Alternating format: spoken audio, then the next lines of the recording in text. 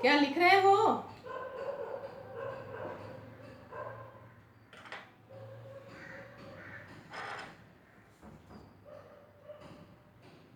किसी ने शेयर किया है, पढ़ के सुना दो जरा। पढ़ के सुना दो, मुझे बहुत साफ नहीं दिख रहा, मैं पढ़ नहीं पा रही हूँ। पढ़ के सुनाओ।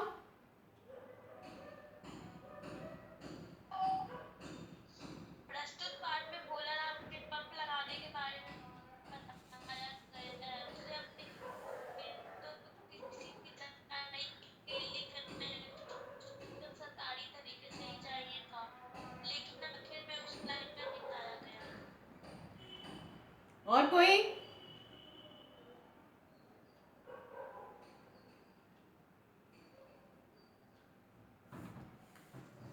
और कोई जवाब दो।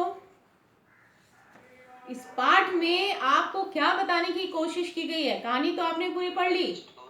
पाठ से क्या संदेश दिया गया है, क्या परेशानी के बारे में विवरण दिया गया है, ये अगर आप नहीं समझे हो तो पाठ पढ़ने का लाभ नहीं है ना।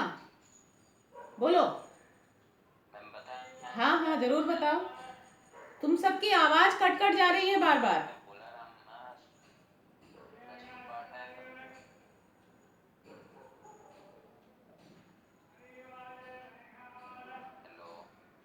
बोलो।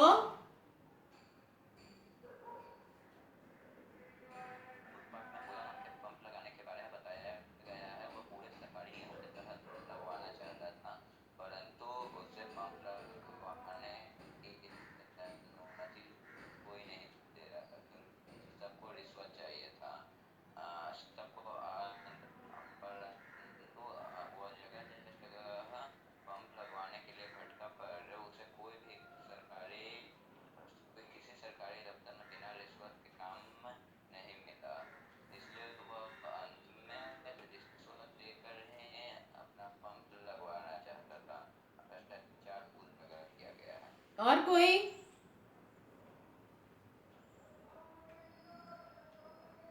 गर्ल्स कोई नहीं है क्लास में?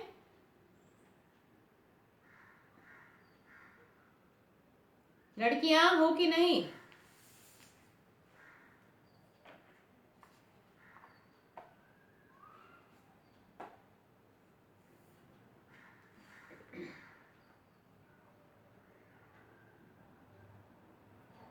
अब चलिए एक बार मैं आपको सार सुनाती हूँ इसका, और बहुत ध्यान से सुनिएगा। फिर इसके प्रश्नोत्तर और शब्दार्थ करेंगे हम लोग। अब पाठ का परिचय दिया गया है, वो क्या है? भोलाराम एक साधारण आदमी है जो खेती किसानी करता है। अपने खेतों में सिंचाई के लिए वो क्या लगवाना चाहता था? जवाब दो।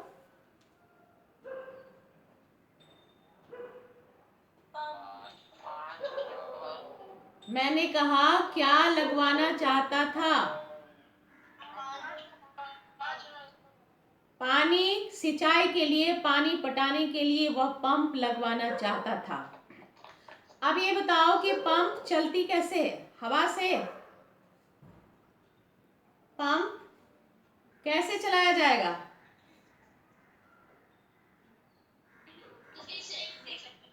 बिजली से। तो बिजली जैसे हम सिलेंडर खरीद के लिए आते हैं, पेट्रोल डीजल खरीद के ले आते हैं, जितना पैसा हो हमारे पास कहीं पर उपलब्ध है वहां से हम खरीद के ले आते हैं। क्या बिजली भी इस तरह हम खरीद के ले आए, ऐसी कोई व्यवस्था आज तक हो सकी है क्या?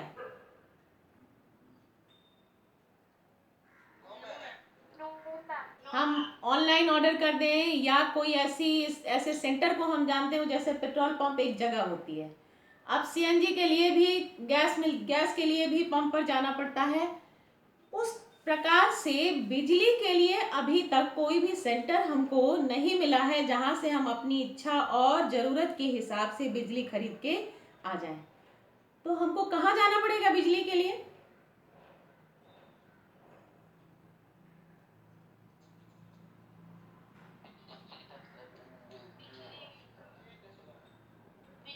बिजली दफ्तर में जाना पड़ेगा, क्योंकि बिजली सरकार की संपत्ति होती है ना, और उसको हम पैसा देकर ही कनेक्शन ले पाते हैं, खरीद के ले नहीं आते हैं, हम कनेक्शन ले पाते हैं और उसके लिए मीटर की व्यवस्था होती है। बिजली जो है, आपके घरों में बिजली का बिल आता है तो उसकी व्यवस्था बताइए तो क्या है?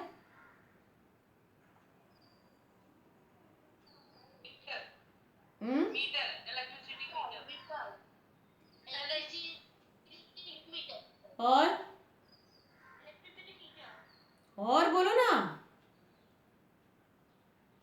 केवल मीटर ला के बिठा लेंगे तो काम चल जाएगा? मीटर तो बाजार में हमको उपलब्ध है, हम भी ला सकते हैं। तो ला के हमने मीटर कहीं पर फिट कर दिया तो बिजली मिलने लग जाएगी क्या? हम्म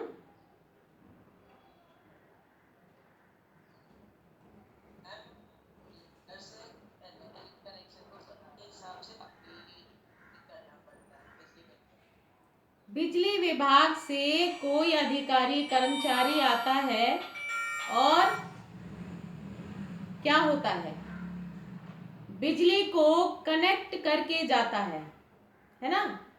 वो कनेक्शन देकर जाता है, तार जोड़ता है हमारे घर से पोल तक में, जोड़ता है ना? वो मीटर से कनेक्ट रहता है, तब हम बिजली का उपयोग कर पाते हैं। ध्यान दो, है ऐसा कि नहीं है? ऐसा है या उसमें कुछ चेंजेस है, कोई नई बात है, कुछ है ऐसा? ऐसा ही है ना? तो अब ये बिजली लेने के लिए जब हम अपनी इच्छा से, अपने जेब में पैसा है तो भी हम नहीं ले सकते हैं, तो हमको तो व्यवस्था के पास जाना पड़ेगा, सिस्टम प्रणाली के पास जाना होगा। अब चाहे वो नगर निगम जाना पड़े, चाहे बिजली विभाग जाना पड़े, जहां भी जाना पड़े, जाना पड़ेगा। तो वहां जाने के बाद एक साधारण आदमी, मैं या आप क्या समझते हैं कि एक आवेदन पत्र लेकर हम जाएंगे, उनको दे देंगे और फिर कायदे कानून से सब काम हो जाएगा?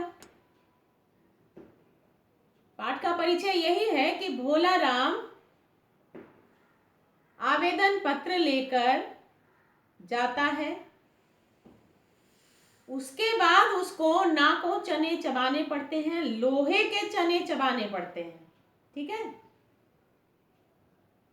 अंत में क्या होता है, क्या होता है? भोला राम जो नियम कानून के साथ आगे बढ़ना चाहता था, प्रणाली ने उसको ऐसा विवश कर दिया कि वह भी भ्रष्टाचार के पथ पर आगे बढ़ गया, क्योंकि भ्रष्ट आचरण करने की उसकी इच्छा नहीं थी, लेकिन उसको विवश कर दिया गया।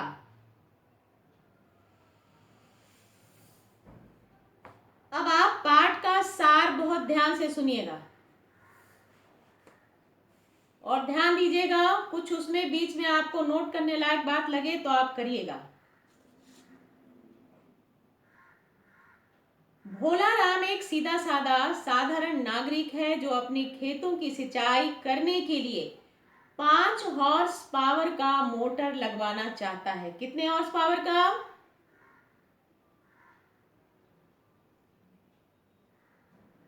कितने हॉर्स पावर का मोटर?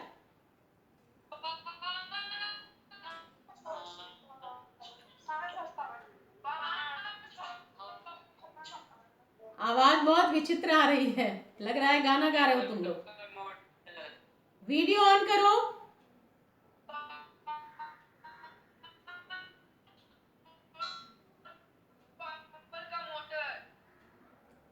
पांच हॉर्स पावर का मोटर, जिसके लिए उसे बिजली के कनेक्शन की आवश्यकता है। भोला राम अपने देश और उसके कानून के प्रति पूरी श्रद्धा रखता है। श्रद्धा रखना मतलब, अब जैसे स्कूल का जो भी डिसिप्लिन है उसके लिए आप विश्वास रखते हो ना, मन में आप ये बात मानकर चलते हो कि हम स्कूल जा रहे हैं तो वहां हमको डिसिप्लिन मानना होगा, जो रूल है स्कूल का वो मानना होगा, उसी अनुसार काम करना होगा। इसलिए शुभचिंतकों के लाख समझाने पर भी वह सभी काम नियम कायदे के अनुसार करना चाहता है। उसके शुभचिंतकों ने उसे समझाया, भाई क्या समझाया होगा शुभचिंतकों ने? पाठ के बारे में हम सब कुछ जानते हैं, लेकिन शुभचिंतकों ने क्या समझाया होगा, बताइए। अपना अपना काम सरलता से निपटा लो और सरकारी सफरों में बच जाओ। मतलब उस रास्ते की कठिनाई और संभावना दोनों ही से उसको सचेत किया होगा अपने अनुभव के आधार पर, है ना। मान लीजिए कि मैंने आपसे रास्ता पूछा कि वहां जाने का, वहां कैसे जाया जाए, तो आप मुझे बताएंगे कि वहां जाने में आपको इस तरह की कठिनाइयों का सामना करना पड़ेगा।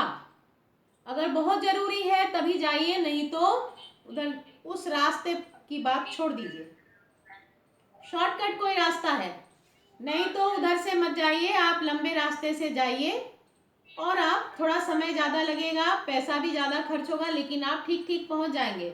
लेकिन वैसे रास्ते पर मत जाइए जहां बहुत कठिनाई है। तो ये आप अपने अनुभव के आधार पर मुझे सचेत करते हैं, लेकिन मेरा क्या मानना है कि हमको जल्दी पहुंचना है और पैसा भी कम खर्च करना है, तो चलो पहुंच तो जाएंगे ना, क्या कठिनाई आएगी रास्ते में, लोग तो जाते ही होंगे उधर से। लेकिन वहां जाने के बाद पता चलेगा कि बीच में सड़क में ऐसा खतरा है कि गाड़ी उलट सकती है, मेरे साथ कोई दुर्घटना घट सकती है, बहुत सारी ऐसी बातें हो सकती हैं।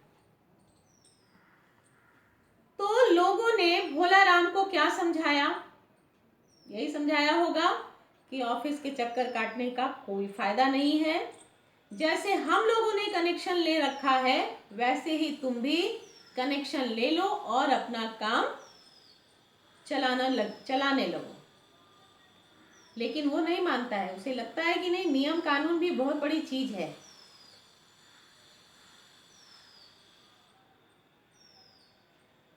ये इतनी देर तक बार बार किसको आना है और जाना है,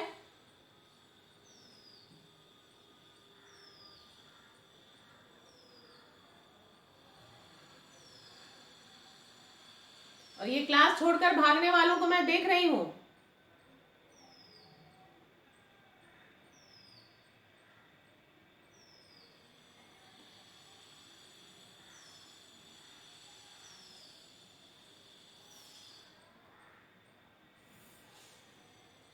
वह कनेक्शन का प्रार्थना पत्र देने बिजली विभाग के दफ्तर गया।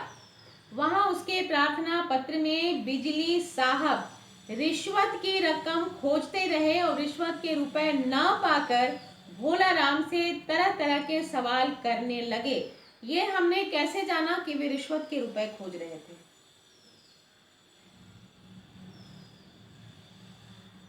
ये हमने कैसे जाना।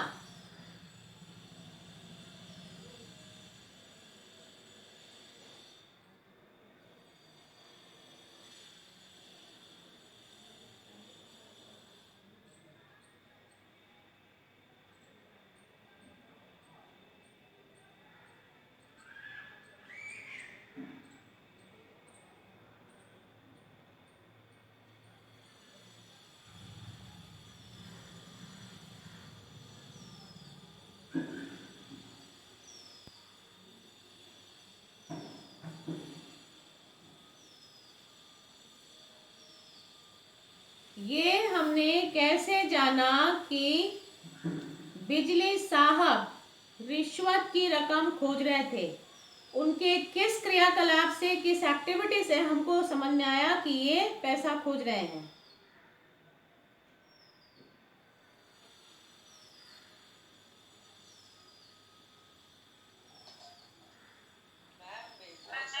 भोला राम के प्रार्थना पत्र को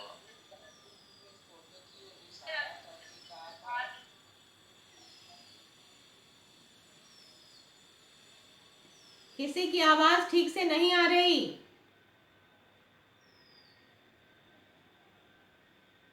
वे भोला राम के द्वारा दिए गए कागज को ध्यान से खोल रहा था। ध्यान से नहीं, बहुत सावधानी पूर्वक आवेदन पत्र को उन्होंने खोला कि इसके अंदर कहीं पैसा होगा तो गिर जाएगा, है ना, कि रिश्वत भी चाहिए लेकिन इसकी जानकारी दूसरों को ना होने पाए। बहुत सावधानी पूर्वक उन्होंने आवेदन पत्र को खोला, लेकिन उसमें किसी प्रकार का कोई रुपया न देखकर उनकी भवें तन गई। अब यहाँ से पाठ शुरू हुआ। वास्तव में उन्होंने काम टालने के उद्देश्य से भोलाराम से नाराज होकर कहा, जिस जगह पर पंप लगवाना है उसका नक्शा और भूमि स्वामी का प्रमाण पत्र लाओ, फिर देखेंगे। भोलाराम की समझ में अब आया कि जब किसी अधिकारी को काम टालना होता है तो वह पटवारी से प्रमाण पत्र लाने के काम में लगा देता है। प्रमाण पत्र मिलने पर उसे इलेक्शन जीत चुके विधायक जैसी खुशी प्राप्त हुई। यानी कि ये बहुत बड़ा रोड़ा था उसके कार्य के मार्ग में, जिसे उसने खिसका दिया। उसे ऐसा लगा कि अब कोई दिक्कत नहीं आएगी और मुझे कनेक्शन मिल जाएगा। वह नक्शा और प्रमाण पत्र लेकर पुनः बिजली साहब के पास गया। इस बार उन्होंने भोलाराम को पहचानने से इनकार कर दिया। अब देखिए, अब इसका क्या उपाय है। उन्होंने साफ इनकार कर दिया कि हम नहीं जानते कब तुमसे बात हुई, क्या हुई, कब आए थे तुम, हमको तो कुछ याद नहीं, हम तो समझ नहीं रहे हैं कि तुम कौन हो। काफी कहने सुनने के बाद उन्होंने नदी का प्रमाण पत्र लाने को कहा। अब देखो किस तरह के कठिन कार्यों में उसे उलझाया जाने लगा। अब नदी का प्रमाण पत्र लेके आए, कोई कैसे लेके आए, जिसमें नदी का स्वामित्व और उसका पानी लेने की अनुमति देने का स्पष्ट उल्लेख हो। तो नदी का पानी लेने की अनुमति कौन देगा भाई, कहाँ जाना पड़ेगा उसको। ये नदियां तो प्राइवेट होती नहीं है कि किसी कंपनी की होगी, हमारी तुम्हारी होगी, ये तो सरकारी संपत्ति है। अब भोलाराम जंगल विभाग के पास गया। उन्होंने ऐसा प्रमाण देने से मना करते हुए खनिज विभाग के पास भेज दिया। मतलब अब किसी को समझ में ही नहीं आ रहा था, कुछ को तो समझ में नहीं आया कि क्या करना है, आगे टरका देना, इसी को बोलते हैं, आगे टरका देना, आगे बढ़ा देना। अभी जाओ अपना समझते रहो उधर जाके क्या होगा। अब ये जो परेशानी आप 1 2 3 4 देख रहे हो कि एक के बाद एक कठिनाई आती जा रही है, तो इतने में कहीं कहीं जाने में, प्रमाण पत्र बनाने में उसको जितना खर्च और जितना कष्ट हो रहा है, उतने में आदमी क्या सोचेगा कि ये जो खर्च हम चारों तरफ घूम घूम कर करेंगे ना, उससे अच्छा है कि हम ये पैसा उनको दे दें और अपना काम करवा लें। भ्रष्टाचार इसी से बढ़ता है। वहां से भी निराश होकर भोलाराम राजस्व विभाग के अधिकारी तहसीलदार के पास गया। उन्होंने सारी बात जानकर भोलाराम को सिंचाई विभाग के पास भेज दिया। यहाँ सिंचाई साहब से सारी प्रक्रिया सुनकर भोलाराम भयभीत हो उठा।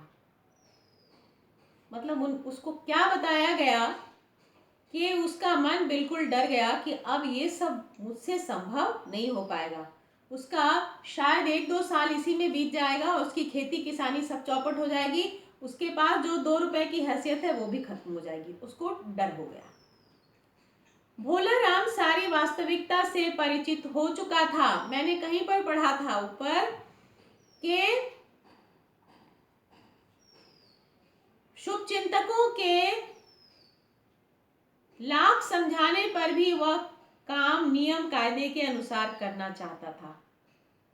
ठीक है, शुभ चिंतकों ने उसे क्या समझाया था, यही समझाया होगा कि जो तुम काम करने जा रहे हो उसमें क्या क्या रास्ते तुमको देखने को मिलेंगे और मंजिल मिलेगी कि नहीं मिलेगी इसकी जानकारी नहीं है।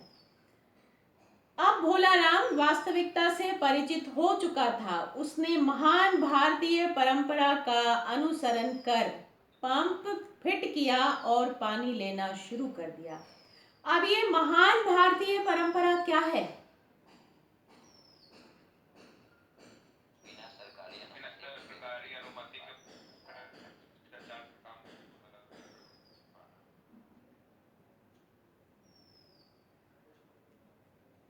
भ्रष्टाचार के पथ पर आगे बढ़ जाना, है ना। अब लाइनमैन ने उसे सहर्ष कनेक्शन दे दिया। अब उसकी अच्छी फसल देखने कभी तहसीलदार साहब, कभी सिंचाई साहब और कभी बिजली साहब आते रहते। कृषि साहब तो दूसरे किसानों को भी उसका अनुसरण करते हुए आत्मनिर्भर बनने के लिए प्रेरित करते रहते। मतलब इस प्रकार से जब उसने बिजली का कनेक्शन ले लिया तो आपने कहीं पर ऐसा देखा है अनऑथराइज्ड बिजली यूज करते हुए? कहीं देखा है आपने अपने आसपास?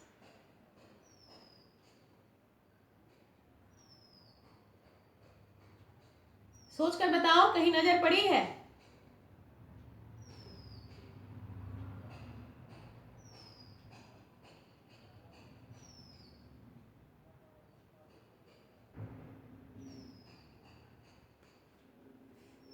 हाँ कि ना? गांव में देखा है। क्या किया जाता है?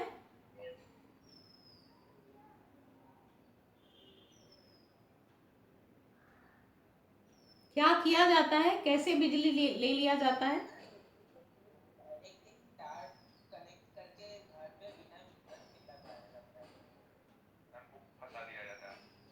हुक फंसा देते हैं, जिसको बोलचाल की भाषा में बोलते हैं टोका फंसाना। ठीक है, बोलचाल की भाषा में वो टोका फंसाने के नाम से प्रसिद्ध है। आप गांव घर में देखे हो, आपको याद पड़ गए, लेकिन आप बताइए कि शहर में सब्जी बाजार में बिजली कहाँ से आती है? कोई मीटर बैठाया है सड़क पर? मीटर तो नहीं बैठाया हुआ है कहीं सड़क पर कि आप यहाँ से कनेक्शन ले लीजिए। आप देखते हो कि हर एक ठेले के पास एक बल्ब और उसका कनेक्शन कहाँ है? सड़क पर स्ट्रीट लाइट है या वहीं से गुजरकर लाइन सब जगह जाती है, उससे उसको जोड़ देते हैं। अब क्या होता है कि बिजली का बिल तो हम भरते हैं, लेकिन बिजली का पूरा वोल्टेज हमको नहीं मिल पाता है, बीच से उसका खिंचाव हो जाता है। और लाइनमैन जो होते हैं वो उनसे हर महीने 150 रुपया लेते रहते हैं। ये उनकी अलग आमदनी का एक जरिया है, वो मना नहीं करते, क्योंकि ये जो पैसे वसूलते हैं लाइनमैन या और भी कोई साहब होंगे जिन साहबों के नाम यहाँ पढ़ रहे हो, अगर उन्हें ना मिले रिश्वत के पैसे तो वो वहाँ से सब सारी व्यवस्था हटवा देंगे। क्योंकि अक्सर कई बार बाजार जाते हुए ये नज़र पड़ जाती है कि पुलिस वाले आते हैं और उन सबका कनेक्शन नोच कर फेंक देते हैं, लेकिन थोड़े दिनों के बाद फिर से सब कुछ वैसे बहाल हो जाता है जैसे था। यानी कि बीच में पैसे की कमी हो जाती है, कोई तंगी हो जाती है या ना देने जैसी कुछ बात हो जाती है तो अधिकारी नाराज हो जाते हैं और उनकी व्यवस्था को चौपट कर देते हैं, क्योंकि उनके पास इतना पावर तो है ही, क्योंकि ये नैतिक कार्य नहीं हो रहा है।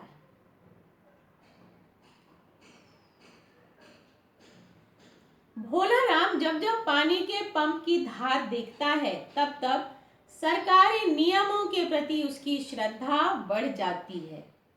ये क्या है? एक व्यंग्य है कि ऐसे हैं सरकारी नियम कि आदमी को अपनी व्यवस्था स्वयं करनी पड़ जाती है। आदमी आत्मनिर्भर बन जाता है और अपने लिए रास्ता खुद ही बना लेता है। तो वह बड़ी श्रद्धा से सिर झुकाता है कि भाई ये तो बहुत बड़ी बात है और बहुत अच्छी बात है, हम अपने हिसाब से अपना काम कर सकते हैं।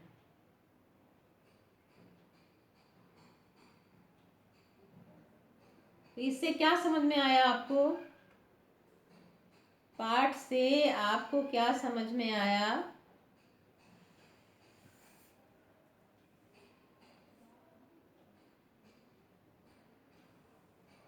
हमारी व्यवस्था कैसी है? भ्रष्ट व्यवस्था है। इस पाठ के माध्यम से या आपको भ्रष्टाचार की जानकारी ही दी गई है कि ऐसे भी लोगों से सामना हो सकता है जहां बेचारा लाचार कमजोर आदमी, मध्यम वर्ग का आदमी या निम्न वर्ग का आदमी इस तरह की समस्याओं से जूझते जूझते थक जाता है और एक दिन गलत रास्ते पर कदम बढ़ा देता है। हम कहेंगे कि हमें इस व्यवस्था से लड़ना चाहिए। कितने लोग साथ देते हैं? लड़ने वाला शहीद हो जाता है और व्यवस्था जैसी थी वैसी ही कायम हो जाती है, चलती रहती है।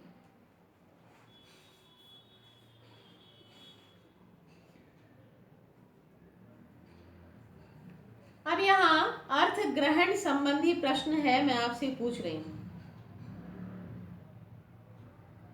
भोला राम पंप क्यों लगवाना चाहता था? फटाफट जवाब देते जाइए।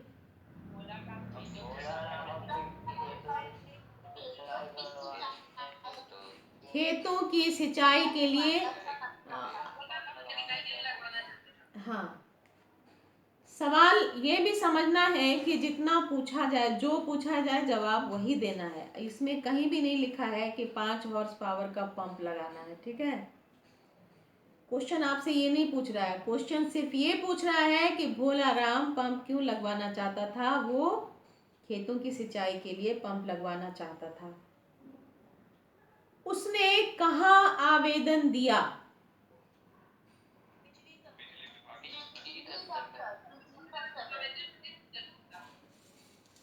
वह बिजली विभाग में आवेदन दिया। उसके शुभचिंतकों ने उसे क्या सलाह दी?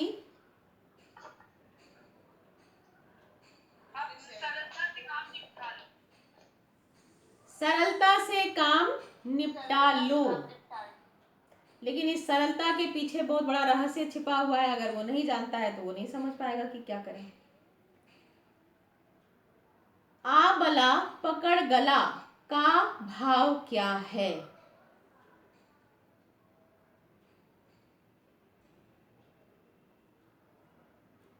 यहाँ पर दूसरा एक मुहावरा डाल सकते हैं, आ बैल मुझे मार।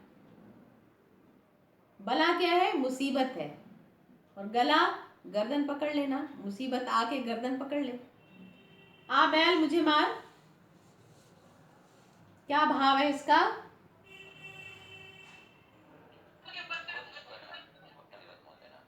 जानबूझकर मुसीबत खरीदना।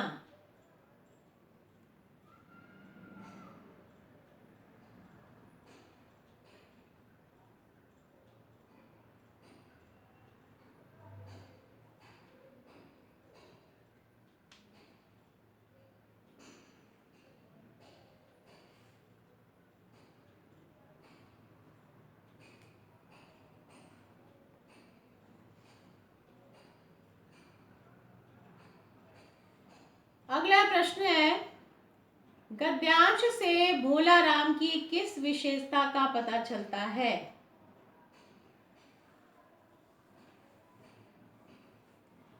गद्यांश से भोला राम की किस विशेषता का पता चलता है?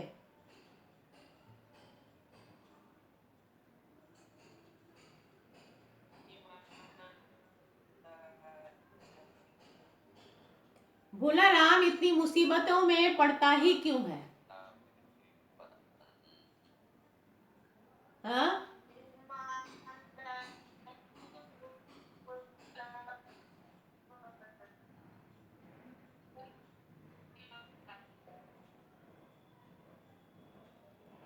भोला राम ईमानदार है, सरकारी। मेरी आवाज नहीं आ रही है। भोला राम ईमानदार तथा सरकारी नियम कानूनों का सम्मान करने वाला व्यक्ति है। अगले प्रश्न पर आइए। भोला राम को प्रमाण पत्र कैसे मिला?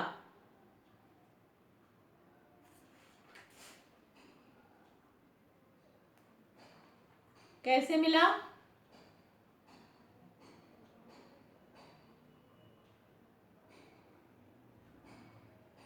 बहुत भाग दौड़, कठिनाई, परेशानी के बाद उसको प्रमाण पत्र मिला। भोला राम की समझ में क्या आया?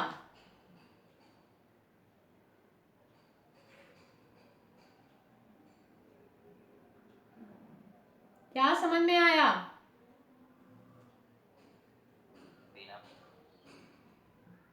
जितना आसान वो समझ रहा था इस काम को, आसान बिल्कुल नहीं है।